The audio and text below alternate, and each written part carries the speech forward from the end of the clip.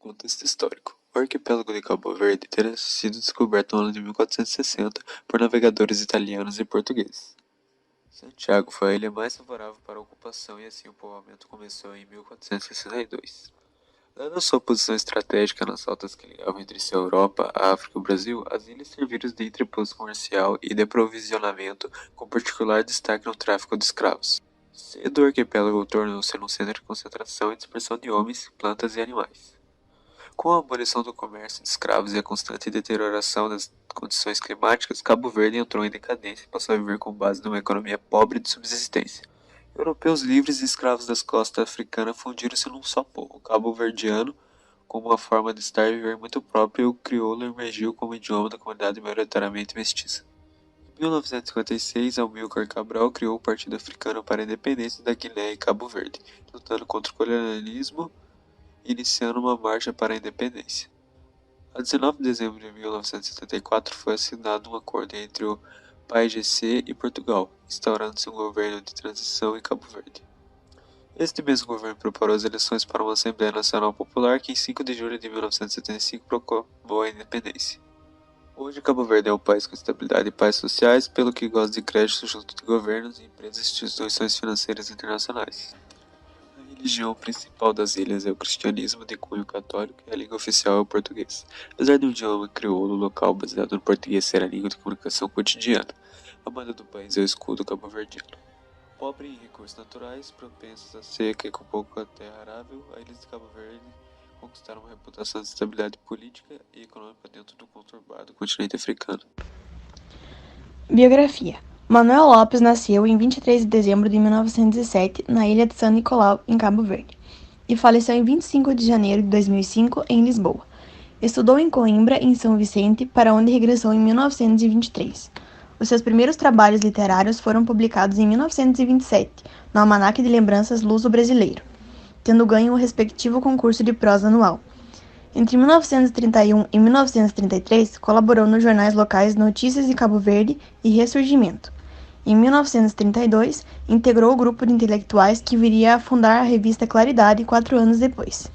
Por razões de ordem profissional, foi viver para a ilha açoriana do Faial, em 1944, publicando aí o seu primeiro livro de poemas.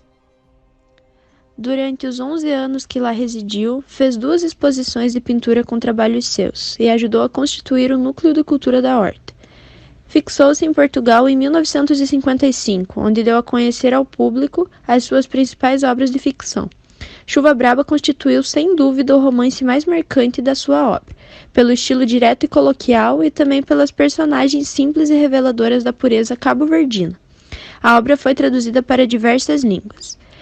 Manuel Lopes é também o autor de ensaios, entre os quais destacam-se Os Meios Pequenos e a Cultura, 1951, e As Personagens de Ficção e Seus Modelos, 1973. Manuel Lopes escrevia os seus textos em português, embora utilizasse nas suas obras expressões em crioulo cabo-verdiano. Foi um dos responsáveis por dar a conhecer ao mundo as calamidades, as secas e as mortes em São Vicente e em Santo Antão. Ele foi um poeta, romancista, ensaísta, contista e conferencista que fez parte dos movimentos literários do naturalismo e do neoclassicismo. Suas obras eram divididas em ficções, poesias, poemas e prosas. Obras: Natureza Morta, 1890, no Museu da Arte da Bahia, Orquestra Ambulante. Muitos de seus quadros e pinturas permanecem na cidade natal do pintor. O Museu da Arte da Bahia possui algumas obras do mestre em seu acervo, dentre as quais 2 véus, retratando o pranto de 2 mulheres numa sala que eleva-lhe o nome. Ilustrações: Atlas de Moléstias da Pele, de Silva Araújo, Atlas de Moléstias das Crianças, de Moncorvo, Atlas de Clínica de Olhos, de Moura Brasil, Atlas de Clínica Morféticos, de José Lourenço de Magalhães. Quadros: Aquarelas de Anatomia para a Escola de Medicina do Rio de Janeiro, 2 véus, Paisagem Romana, Nu, O Adeus, La Bohème, A República, Natureza Morta, Cabeça de Cão, Natureza Morta, Cozinha Bretã, Fundo de Quintal, Autorretrato, Retrato da Vovó, A Forja e Quintal. A carreira de Manuel Lopes Rodrigues representa um sensível desvio da tradição pictória que se convenciona chamar de Escola Baiana da Pintura. Ele, próprio filho de um artista dessa tradição, cuja atuação se resume sobretudo à produção de pinturas religiosas e cujo aprendizado se deu na prática do ofício, Lopes Rodrigues conduz sua produção e formação a círculos bastante contrastantes. São poucas as obras religiosas que se conhece de Lopes Rodrigues.